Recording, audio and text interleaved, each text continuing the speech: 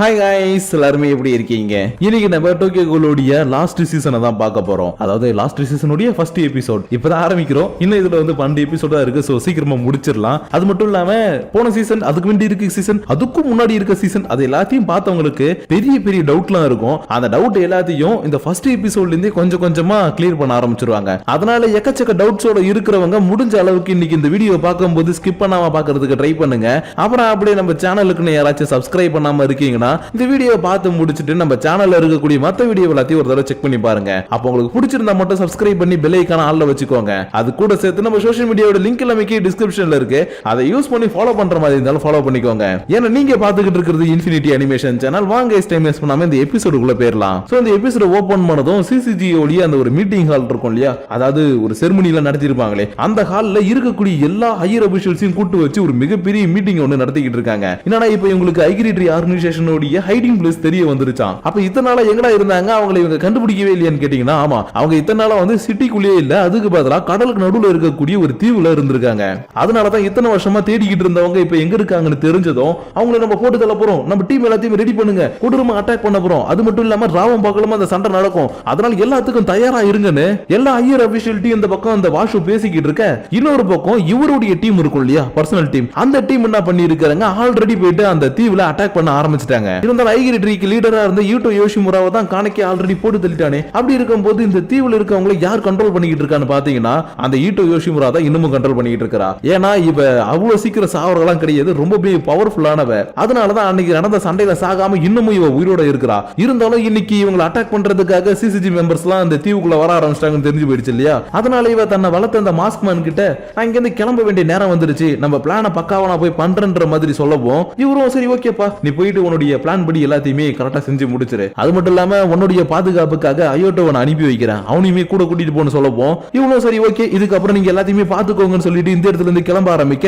இன்னொரு பக்கம் சிட்டில இருக்கிறவங்க ஒரு பப்ளிகேஷனுடைய ஓனரை புடிச்சிட்டு வந்து விசாரிக்க ஆரம்பிக்கிறாங்க. ஆனா இவனை விசாரிக்கிறதுக்காக வந்திருக்கிறது யாருன்னா நம்ம காணிக்கை. ஏன்னா காணிக்கைக்கு என்னதான் எல்லா மெமரிஸும் வந்திருந்தாலும் ஏதோ ஒரு காரணத்துக்காக சிசிஜிலே ரொம்ப நாளா இவன் வெயிட் பண்ணிக்கிட்டு இருக்கிறான். அதனாலதான் இவன் இந்த இடத்துக்கு விசாரிக்கிறதுக்காக அனுப்பி வைக்க, வந்தவன் பேசலாம் இல்ல, இருக்கக்கூடிய எல்லாத்தையும் போட்டு ஓட ஓடிச்சுட்டு, சொல்லுங்க உங்களுக்கும் டக்குச்சி கைசனுக்கு என்ன தொடர்பு, அவளுக்கு நீங்க என்ன வேணும், யார் நீங்கன்ற மாதிரி விசாரிக்க, இவரும் பயத்துல இப்பதான் எல்லா விஷயத்தையும் சொல்ல ஆரம்பிக்கிறாரு. என்னன்னா முதல்ல நம்ம யூட்டோ யோஷிமுரா இருக்கா இல்லையா, அவ எழுதின ஒரு குட்டி நாவலை பப்ளிஷ் பண்ணதே இவர் தான். அதுவும் எப்படின்னா, அவளுக்கு புக் எழுதுறதுனா ரொம்ப பிடிக்கும்ன்றதுனால ஐகிரிட்ரி ஆர்கனைசேஷன்ல இருக்கவங்களுக்கு யாருக்கும் தெரியாம டோக்கியோ சிட்டிக்கு ஓடி வந்து தன்னுடைய புக்கை எழுதி நிறைய கம்பெனிக்கு போயிட்டு பப்ளிஷ் பண்றதுக்காக ட்ரை பண்ணிக்கிட்டே இருந்தா. அது மட்டும் இல்லாம தன்னுடைய உண்மையான அப்பா எங்க இருக்கிறாருன்றதை கண்டுபிடிக்கிறதுக்காக தன்னால முடிஞ்சதை ட்ரை பண்ணா. ஆனா அவ ஒரு சின்ன பொண்ணா இருந்ததுனால யாருமே அவளை கண்டுக்கவே இல்ல. அந்த டைம்ல தான் இவ படுற கஷ்டத்தை எல்லாத்தையும் பிரிண்டிங் பிரஸ்ல ஒர்க் பண்ணக்கூடிய ஒரு பார்த்ததும், சரி ஓகே, என்னால முடிஞ்சது இவ்வளவுதான், ஒரு 150 எண்ணெய் கொடுத்து இவளுடைய ஃபர்ஸ்ட் நாவலை வாங்கி பப்ளிஷ் பண்ணி விட்டு இருந்திருப்பாரு.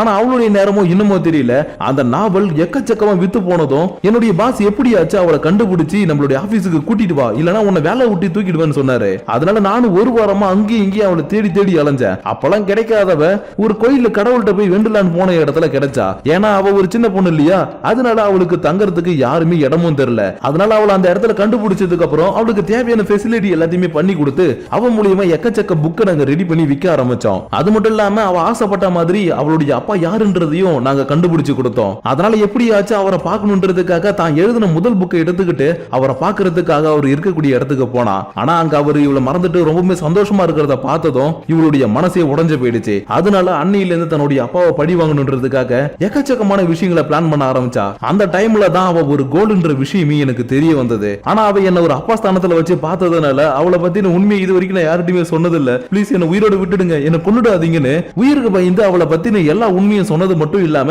இன்னைக்கு ஈவினிங் அவ கரெக்டா பிரஸ் கான்ஃபரன்ஸ்ல தான் இருப்பா, அங்க போனா நீங்க அவளை பார்க்க முடியும்னு அவ அயோட்டோ கூட சிட்டிக்கு வந்ததுக்கு அப்புறம் கரெக்டா எந்த இடத்துல இருக்கிறான்ற விஷயத்தையும் இவன் கிட்ட சொல்ல, இவன் இதை எல்லாத்தையும் போயிட்டு நிமுரோ கிட்ட சொல்லிக்கிட்டு இருக்கிறான். அதாவது ஷிகியோட அசிஸ்டண்டா ஒருத்தன் இருந்தான் இல்லையா, அவன் இப்ப இவனுக்கு அசிஸ்டண்டா இருக்கிறான். அதனால இவன் விசாரிச்ச விஷயத்தை எல்லாத்தையும் பத்தி இவன் கிட்ட சொல்லிக்கிட்டு இருக்க, இவனோ ஓ அப்படியா சார், சூப்பர் சார், நீங்க வேற மாதிரி சார், அப்படி சார் இப்படி சார் புகழ்ந்துகிட்டு இருக்கும் போது காணிக்கே அவளை பிடிக்கணுன்றதுக்காக கிளம்ப ஆரம்பிக்க, என்ன சார் பேசிக்கிட்டு இருக்கும் போது கிளம்பிட்டீங்க, ஒரு விஷயத்த சொல்லலாம்னு வந்தேன், அதுக்குள்ள கிளம்புறீங்களே, சரி ஓகே சொல்லிடுறேன் கேட்டுட்டு போயிடுங்க. அதாவது சரியா ஒரு 2 வருஷத்துக்கு முன்னாடி ஹீனாமின்ற ஒரு பொண்ணு நீங்க பிடிச்சீங்கல்ல, அந்த பொண்ணை இன்னும் ஒரு வாரத்துல டிஸ்போஸ் பண்ண போறாங்களாம். அதாவது அவளுடைய காகுனியவை எடுத்து குயின் கேஸ் செய்ய போறாங்களாம். அதை பத்தி காலையிலேயே உங்ககிட்ட சொல்ல சொன்னாங்க. இருந்தாலும் இப்போதான் எனக்கு தோணுச்சு நீங்க சொல்லப்போம். காணிக்கை கொஞ்சம் கூட கவலைப்படாம இல்லாம பரவாயில்லையே இன்ட்ரெஸ்டிங்கான விஷயம் தான், சரி ஓகே நான் கிளம்புறேன்னு இவன் சொன்னதை பத்தி கவலையே படாம கிளம்பி போக, இன்னொரு பக்கம் கரெக்டா யூட்டோ யோஷிமுராவும் சொன்ன மாதிரி பிரஸ் கான்ஃபரன்ஸ்ல வந்து நிறைய விஷயங்களை பேசிக்கிட்டு இருக்கிறா. அது மட்டும் இல்லாம இப்படி பேசிக்கிட்டு இருக்கும் போதே நான் ஒரு கோல் தான், நான் பல பேரை கொண்டு இருக்கிறேன், நீங்க என்ன வந்து சாதாரண மனுஷிய பாக்காதீங்கன்னு தன்னுடைய உண்மையான கோல் ஃபார்மை எல்லாருக்கும் முன்னாடியும் பிரஸ்ல ரிவீல் பண்ண, இத பாத்துக்கிட்டு இருக்கக்கூடிய எல்லா மக்களுக்கும் சிசிஜி மெம்பர்ஸுக்கும் செம்ம ஷாக்கு. ஏன்னா அந்த டோக்கியோ சிட்டில இருக்கக்கூடிய முக்காவாசி பேருக்கு இவ தான் ஒரு ஃபேவரட்டான ஆத்தர். அதனாலதான் நம்மளுடைய ஃபேவரட் ஆத்தரே ஒரு கோலா, இத்தனை நாளா நம்ம ஒரு கோல் கூட தான் பழகிட்டு இருக்கோமான்னு இவங்க எல்லாருமே செமையா ஷாக் ஆகிட்டு இருக்க, காணிக்கவும் கரெக்டா இவளை வந்து கூட்டிட்டு போறதுக்காக வந்துட்டான். ஏன்னா இப்ப இவளே வாலண்டரியா வந்து நான் தான் ஒரு கோல், என்ன புடிச்சிட்டு போங்கடா அப்படின்னு வந்து பிரஸ் கான்ஃபரன்ஸ்ல பேசிட்டா இல்லையா, அதனாலதான் இவளை குக்ரியா பிரிசனுக்கு கூட்டிட்டு போறதுக்காக காணிக்கே தன்னுடைய டீமை கூட்டிட்டு இந்த இடத்துக்கு வந்திருப்பான். ஆனா அதுக்கு முன்னாடி அயோட்டோக்கு சில இன்ஃபர்மேஷன் கொடுத்துடலான்னு, அப்புறம் அயோட்டோ நல்லா இருக்கியா, உன்னை பார்த்து ரொம்ப நாளாச்சு, அதனால இவளை அரெஸ்ட் பண்ணிட்டு போறதுக்கு முன்னாடி உன்கிட்ட ஒரு விஷயத்த சொல்லணும்னு தோணுச்சு. என்னன்னா ஹீனாமி இருக்கா இல்லையா, அவளை ஒரு வாரத்துக்கு அப்புறம் கொல்ல போறாங்க, அதனால அதை பத்தி கொஞ்சம் யோசிப்பான்னு சொல்லிட்டு இவன் யோட்டோ யோஷிமுராவை அரெஸ்ட் பண்ண ஆரம்பிக்க, இவ கிளம்புறதுக்கு முன்னாடி அயோட்டோ கிட்ட வந்து இங்க பாருப்பா, நீ இத்தனை நாள் எங்க கூடவே இருந்து நிறைய விஷயங்களை பண்ணிட்ட, அண்ட் அது மட்டும் இல்லாம நீ இனிமே இப்ப என் கூட சேர்ந்து வர தேவையில்ல, நீ உன்னுடைய வாழ்க்கையை இதுக்கப்புறம் சந்தோஷமா வாழு, அதுவும் உனக்கு பிடிச்ச மாதிரி வாழுப்பான்னு சொல்லிட்டு இந்த இடத்துல இருந்து கிளம்பி நேரா போயிட்டு இவளுடைய பப்ளிஷர் இருக்காரு இல்லையா, அவரை போய் மீட் பண்றா. அதாவது இவளுக்கு அப்பா ஸ்தானத்துல இருக்கிற மீட் பண்ணி, சாரி என்ன மன்னிச்சிருங்க, தேவையில்லாம உங்களை இந்த பிரச்சனைக்குள்ள இழுத்துட்டு வந்துட்டேன், என்ன மன்னிச்சிருங்கன்னு இப்ப மன்னிப்பு கேட்க, அதுக்கு முன்னாடி இவரு கீழே விழுந்த மன்னிப்பு கேட்கிறாரு. ஏன்னா இவளை பத்தி உண்மை எல்லாத்தையும் சொல்லிட்டாரு இல்லையா, அதனால என்ன மன்னிச்சிருமா, நான் எல்லாத்தையும் உயிர் பயத்துல சொல்லிட்டேமா, மன்னிச்சிருமான்னு மன்னிப்பு கேட்க, இவ ஒரு பிரச்சனையும் இல்ல, நீங்க எதுக்கும் கவலைப்படாதீங்க, நான் எல்லாத்தையுமே பாத்துக்கிறேன்னு ஃபைனலா இவரை பார்த்ததுக்கு அப்புறம் இவங்கிட்ட அரெஸ்ட் ஆகவும் இன்னைக்கு நடந்த ப்ராசஸ பத்தி காணிக்க போயிட்டு ரிப்போர்ட் ஒன்னு ரெடி பண்ண ஆரம்பிக்கிறான். ஏன்னா ஃபர்ஸ்ட் பிரிசனுக்குள்ள இவளை கூட்டிட்டு போறதுக்கு முன்னாடி இவளை பத்தின ரிப்போர்ட், இவளுடைய எல்லா டீடைல்ஸையும் டைப் பண்ணுவோம் இல்லையா, அதனால போயிட்டு எல்லா ரிப்போர்ட்டையும் டைப் அடிச்சுக்கிட்டு இருக்க, இவனுடைய அசிஸ்டன்ட் டக்குன்னு சார் என்ன சார் அவங்களுடைய புக் எல்லாம் படிச்சுக்கிட்டு இருந்தீங்க, ஆனா கடைசியில அவங்க ஒரு கோல்ன்றதுனால இப்ப நம்ம அவங்கள அரெஸ்ட் பண்ணியாச்சு, ஆனா இதுக்கப்புறம் நீங்க புக் படிக்கிறதுக்கு என்ன சார் பண்ண போறீங்கன்னு கேட்க, நீ எதுக்கும் கவலைப்படாத, அவங்க புக்கையே மொத்தமா முடிச்சிட்டாங்க, ஏன்னா அவங்க இது வரைக்கும் எழுதின எல்லா ஸ்டோரியுமே சிசிஜி ரெஃபரன்ஸா வச்சு தான் எழுதி இருக்காங்க, அது போக நிறைய கோல்ஸையும் ரெஃபரன்ஸ் வச்சு எழுதுனாங்க, இருந்தாலும் அவங்க லாஸ்டா எழுதின புக்ல சிசிஜி பத்தியும் கோல்ஸ் பத்தி எழுதுனதெல்லாம் ஓகே தான், ஆனா நடுவுல வாஷுக்லான்ற ஒரு பேரை யூஸ் பண்ணிருந்தாங்க, அது மட்டும் இல்லாம அவங்களை அழிக்கிறதுக்கு ஒன் நைட் கிங்கால மட்டும் தான் முடியும்னு வேற அதுல ரெஃபரன்ஸா எழுதி இருந்தாங்க, அதனாலதான் இது எங்க இருந்து ரெஃபரன்ஸ் எடுத்தாங்க, இது ஏற்கனவே நடந்துடுச்சா இல்ல இதுக்கப்புறம் நடக்க போதா இல்ல இது ஃபிக்ஷன் ஸ்டோரியானு எனக்கு ஒண்ணுமே புரியலன்னு இவன் சொல்லிக்கிட்டு இருக்கும் போதே இந்த நிமிரமும் சார் என்ன சார் இதெல்லாம் பத்தி யோசிச்சுக்கிட்டு இருக்கீங்க, சிம்பிளா சொல்லலாம் இதெல்லாம் ஃபிக்ஷன் தான் சார், அதனால இதெல்லாம் பத்தி யோசிச்சு மண்டையை குழப்பிட்டு இருக்காதீங்க, அது மட்டும் இல்லாம இந்த கோல் எழுதின புக்கையும் நீங்க படிக்காதீங்க, ஏன்னா இதை நீங்க படிச்சுக்கிட்டே இருந்தீங்கன்னா உங்களுக்கு குழப்பம் மட்டும் தான் வரும், நீ வச்சிருக்கக்கூடிய புக்கை வாங்கி குப்பை தொட்டியில போட்டுட்டு கரெக்டா இன்னைக்கு ஈவினிங் ஆனதும் இந்த சிசிஜி கண்ட்ரோல் பண்ணிக்கிட்டு இருக்கக்கூடிய வாஷு ஃபேமிலியோட ஹெட் குவார்டர்ஸ்க்கு வந்திருக்கான். ஏன்னா இவனுடைய பேரு வெறும் நிமுரோ மட்டும் கிடையாது, நிமுரோ வாஷு, அதாவது இவனுமே வாஷு ஃபேமிலியில ஒரு மெம்பர் தான், ஆனா இவன் தன்னுடைய உண்மையான ஐடென்டிட்டியை பத்தி யாருக்கிட்டையும் சொல்லாம சிசிஜில இருக்கக்கூடிய ஒரு மெம்பர் மாதிரி உள்ள இருந்துகிட்டு வாஷு ஃபேமிலிக்கு தெரியாம நடக்கக்கூடிய விஷயங்களை எல்லாத்தையும் பார்த்துட்டு வந்து இவங்கள்ட்ட ரிப்போர்ட் பண்றது தான் இவனுடைய வேலை. அதனாலதான் இவன் கரெக்டா ஈவினிங் ஆனதும் இந்த இடத்துக்கு ரிப்போர்ட் பண்றதுக்காக வர, இங்க இருக்கிறவரை பார்த்துட்டு என்னப்பா எப்பயும் போல இன்னைக்கு நீ லேட்டா வந்திருக்கிறன்னு கேட்க, ஐயோ அப்படி இல்ல தப்பா நினைச்சுக்காதீங்க, வரதுக்கு முன்னாடி ஒரு குழந்தை என்கிட்ட ஒரு விஷயத்தை பத்தி டவுட் கேட்டுட்டே இருந்துச்சா, அதனாலதான் அதை கிளியர் பண்ணிட்டு வரதுக்கு எனக்கு கொஞ்சம் டைம் எடுத்துக்கிச்சு, மத்தபடி நான் ஒன்னும் வேணும்னே லேட்டா வரலன்னு சொல்லவும், சரி அதெல்லாம் இருக்கட்டும், யூட்டோ யோஷிமுரா தான் அந்த ஒன் நைட் கிங்ன்றது உங்களுக்கு நல்லா தெரியுமா, ஏன்னா அவ ரீசெண்டா இப்ப நம்மள்ட்ட வந்து மாட்டிக்கிட்டா, அதனால எனக்கு என்னமோ கொஞ்சம் சந்தேகமா இருக்குது, வேற யாராச்சும் ஒன் நைட் கிங்கா வெளியில இருக்க போறாங்க, அதை பத்தி கொஞ்சம் விசாரிங்கன்னு சொல்லும் போது பக்கத்துல இருக்கக்கூடிய அரிமாவும் நீங்க எதுக்கும் கவலைப்படாதீங்க, இப்ப இருக்கக்கூடிய கோல்ஸ்ல ரொம்ப பவர்ஃபுல்லான கோல்னா யூட்டோ யோஷிமுரா மட்டும் தான், அதனால நீங்க எதை பத்தியும் கவலைப்பட வேணாம்ன்ற மாதிரி சொன்னாலும் இவர் உடனே அப்படியா சொல்றீங்க, எனக்கு என்னமோ நம்ம யாரோ ஒருத்தவங்களுக்கு இன்னும் மிஸ் பண்ணிட்டோம்னு தோணுது, அதாவது ரீசே, அந்த ரீசேவையும் ரீசேவுடைய அப்பனையும் சீக்கிரமா தேடி பிடிச்சு கொள்ளுங்க, அவங்க இருக்க நம்மளுக்கு தான் பெரிய பிரச்சனை, அதனால அவங்க ரெண்டு பேரையும் நீ தேடி கண்டுபிடிச்சு கொல்ற வரைக்கும் நம்மளுக்கு நிம்மதியே கிடையாதுன்ற மாதிரி இவர் சொல்லிக்கிட்டு இருக்க, இன்னொரு பக்கம் காணிக்க யூட்டோ யோஷிமுராவை கரெக்டா குகுரியா பிரிசனுக்கு இப்ப கூட்டிட்டு போயிட்டு இருக்கான், ஆனா இவளை கூட்டிட்டு போற வழி முழுக்க இவ கடைசியா எழுதின புக்ல இருக்கக்கூடிய ஒன் நைட் கிங்க பத்தியே பேசிக்கிட்டே வந்துகிட்டு இருப்பா, இதனால காணிக்கவும் சரி ஓகே இவனை பத்தியே ஏன் பேசிக்கிட்டு இருக்க, இதுக்கும் இந்த சிசிஜிக்கும் என்ன சம்பந்தம், ஏன் இதை லிங்க் பண்ணி எதோ சொல்லிக்கிட்டு இருக்குன்னு கேட்க, என்ன காணிக்க இன்னும் அவனுக்கு புரியல, ஐகிரிட்ரி ஒன்னும் ஹியூமன்ஸுக்கு உண்மையான த்ரெட் கிடையாது, இந்த சிசிஜியை நடத்திக்கிட்டு இருக்கக்கூடிய வாஷு ஃபேமிலி இருக்காங்க இல்லையா,